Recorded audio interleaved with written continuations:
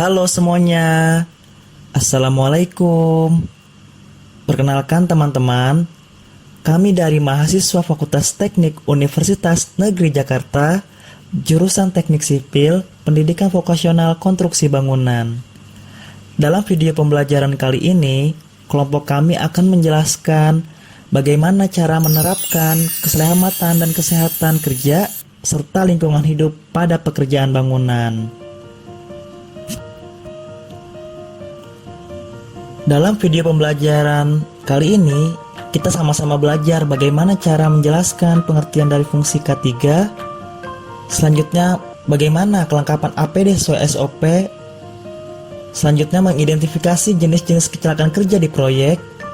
Kemudian, contoh penerapan K3 pemakaian APD pada pekerjaan pengelasan. Dan yang terakhir, bagaimana upaya pencegahan kecelakaan kerja di proyek. Sebelum itu, kita harus tahu dulu apa itu K3. K3 ialah merupakan bidang yang terkait dengan kesehatan, keselamatan, dan kesejahteraan manusia yang bekerja di sebuah institusi maupun lokasi proyek. Selanjutnya, tujuan dari K3 untuk melindungi dan memelihara kesehatan dan keselamatan tenaga kerja sehingga kinerjanya dapat meningkat. Serta fungsi dari K3 itu sendiri ialah untuk menjaga dan memastikan keselamatan dan kesehatan semua orang yang berada di lingkungan kerja. Maka dari itu, K3 merupakan suatu komponen yang terpenting dan wajib yang harus ada dalam setiap proyek bangunan. Alat pelindung diri. Apa itu APD? APD adalah kelengkapan wajib yang digunakan saat bekerja sesuai dengan bahaya dan resiko kerja untuk menjaga keselamatan tenaga kerja maupun orang lain yang berada di tempat kerja. Fungsi alat pelindung diri adalah untuk mengisolasi sebagian atau seluruh tubuh dari potensi bahaya di tempat kerja. Kita masuk ke macam-macam alat pelindung diri. Terbagi menjadi 3 bagian. Yang pertama, pelindung kepala. Terdiri dari safety helmet, helm pelindung untuk melindungi kepala dari benda-benda yang dapat melukai kepala. Safety goggles, kacamata pengaman untuk melindungi mata dari paparan partikel yang melayang di udara. Hearing protection atau penutup telinga untuk melindungi dari kebisingan ataupun tekanan. Safety mask, masker yang berfungsi sebagai alat pelindung pernafasan saat berada di area yang kualitasnya udaranya tidak baik. Yang terakhir, ada face shield, yaitu pelindung wajah. Kita masuk ke bagian kedua, yaitu pelindung tubuh.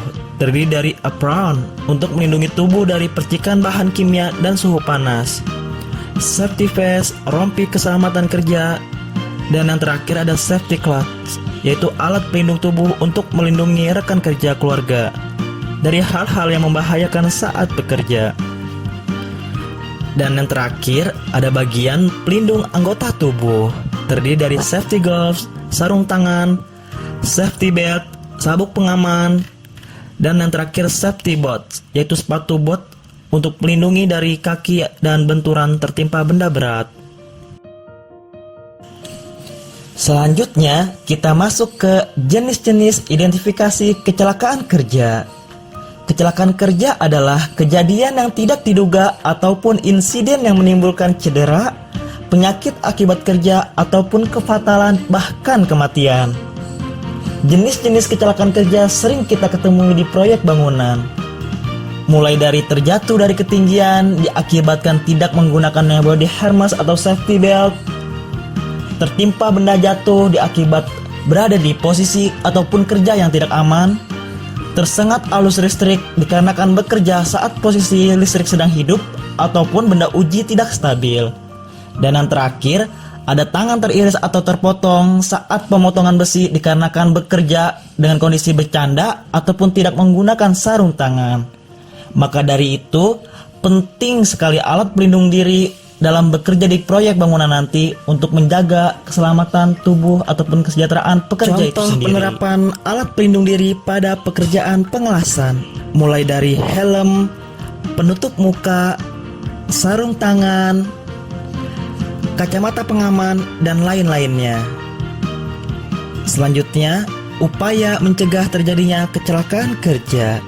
Yang pertama, menggunakan APD sesuai SOP. Yang kedua, jangan bekerja ketika kondisi tidak aman. Ketiga, jangan bercanda saat bekerja. Dan yang terakhir, mengikuti prosedur kerja yang telah ditentukan. Baik teman-teman semuanya, mungkin itu saja video pembelajaran kelompok kami mengenai menerapkan K3LH pada pekerjaan bangunan. Diharapkan nantinya ke depannya kita mampu menerapkan K3LH dengan baik dan tepat di proyek nantinya. Sampai jumpa semuanya. Nantikan video pembelajaran kita selanjutnya. See you.